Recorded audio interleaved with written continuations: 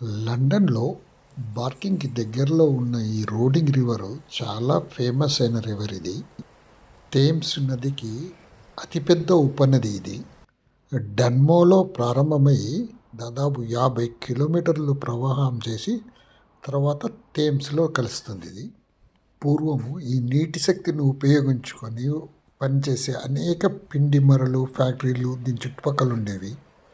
Transportation కూడా చాలా ఎక్కువ ఉండేది ఈ రివర్లో ఇంతకుముందు. పరిసరాల నుంచి వస్తున్న వ్యర్థాలు ఈ నదిలో కలవడం వల్ల నది బాగా కలుషితమైంది.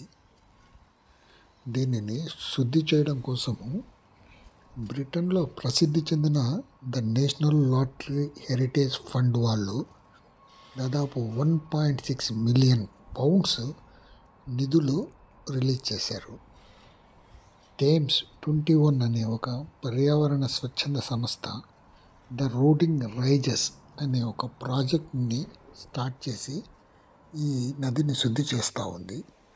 ఈ ప్రాజెక్ట్ ముఖ్య ఉద్దేశము నీటిలో కలుస్తున్న కాలుష్యాన్ని తగ్గించి నీటిని శుద్ధి చేయడం, అలాగే పర్యావరణ సమతుల్యత ఉండేలాగా చుట్టూ పక్షులు, కీటకాలు, వన్యప్రాణులు నివాసం ఏర్పడుకునే అనుకూల పరిస్థితులు ఏర్పాటు చేయడము, నదిలోకి బ్రౌన్ ట్రాట్ అనే ప్రత్యేక చేపల జాతిని తిరిగి తీసుకురావడానికి అనేక ప్రయత్నాలు చేస్తున్నారు. అలాగే ప్రజలకు ఈ నది గురించి అవగాహన కలిగేలాగా అనేక కార్యక్రమాలు నిర్వహిస్తున్నారు. ఇప్పుడు ఈ ఏరియా రెసిడెన్షియల్ ఏరియాగా బాగా డెవలప్ అయ్యింది.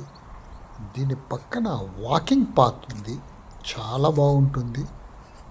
రివర్ పక్కనే ఒక ప్రశాంతమైన దారి, పచ్చని చెట్ల మధ్యలో శుభ్రంగా ఉండే ఈ దారిలో నడవడం అంటే చాలా ఆహ్లాదాన్ని ఇస్తుంది. ప్రస్తుతము ఈ నది పరిసర ప్రాంతాలని స్థానిక సంస్థలు, స్వచ్ఛంద సంస్థలు జాగ్రత్తగా సంరక్షిస్తున్నారు.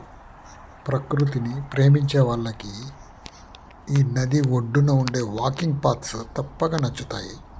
బార్కింగ్ దగ్గరే కాకుండా వాన్స్టెడ్ దగ్గర ఉన్న పార్క్ కూడా చాలా ఫేమస్. అక్కడ నడవడానికి చాలా బాగుంటుంది. అలాగే రోడింగ్ ర్యాలీ వే అని నది పొడవునా ఒక మార్గం తయారు చేశారు. అది నడవడానికి, సైక్లింగ్ చేయడానికి చాలా ప్రత్యేకమైన మార్గము. ఈ మార్గం గుండా పోతుంటే మనము అనేక అడవి పూలు, పక్షులు, పచ్చని చెట్లు చూడొచ్చు. River Roding and Epping Forest loop అంటూ 32 మైళ్ళ పొడవు ఉండే ఒక మౌంటైన్ బైకింగ్ రూట్ కూడా ఉంది. ఈ నదీ పరిసర ప్రాంతాలని అభివృద్ధి చేయడానికి పాటుపడుతున్న థేమ్స్ 21 అనే స్వచ్ఛంద సంస్థతో పాటు the Rising Roding Trust, environment agency మరియు లోకల్ లండన్ బార్ కౌన్సిల్ వాళ్ళు చాలా కృషి చేస్తున్నారు. 3 సంవత్సరాల పాటు సాగే ఈ సమగ్ర పర్యావరణ సంరక్షణ ప్రాజెక్టు ద రోడింగ్ రైజెస్ అనే ఈ ప్రాజెక్టు 2026లో స్టార్ట్ అయ్యింది. స్థానిక ప్రజలకి, యువతకు శిక్షణలు ఇచ్చి నీటిలో కాలుష్యాన్ని తగ్గించి నీటి నాణ్యత పెంచేలాగా ప్రయత్నాలు చేస్తున్నారు. ప్రజలు సులభంగా నడవడానికి, ప్రకృతిని ఆస్వాదించడానికి కావలసిన కొత్త వాకింగ్ పాతులు, సదుపాయాలు కల్పించడానికి ఒక మాస్టర్ ప్లాన్ రూపొందించినారు. అలాగే ఈ నది యొక్క చరిత్ర, దాని ప్రాముఖ్యత స్థానికులకు తెలియజేయడం కోసం వివిధ రకాల ఆర్ట్ వర్క్షాపులు, సాంస్కృతిక కార్యక్రమాలు నిర్వహిస్తున్నారు. ఎంతో రద్దీగా ఉండే ఈ పట్టణ ప్రాంతంలో ఇలాంటి ప్రశాంతమైన వాకింగ్ పాతుల్లో నడుస్తూ ఉంటే చాలా బాగుంటుంది.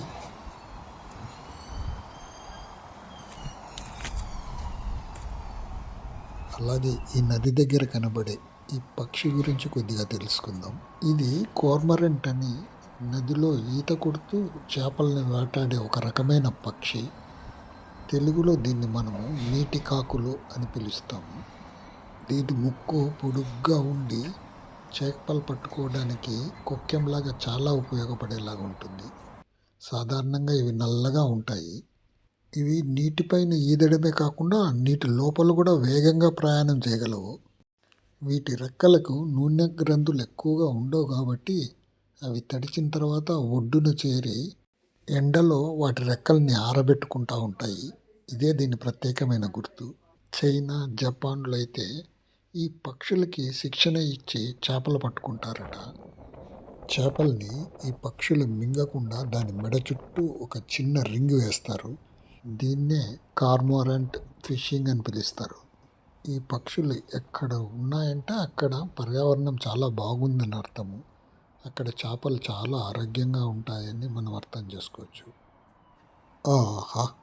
లండన్ కదా!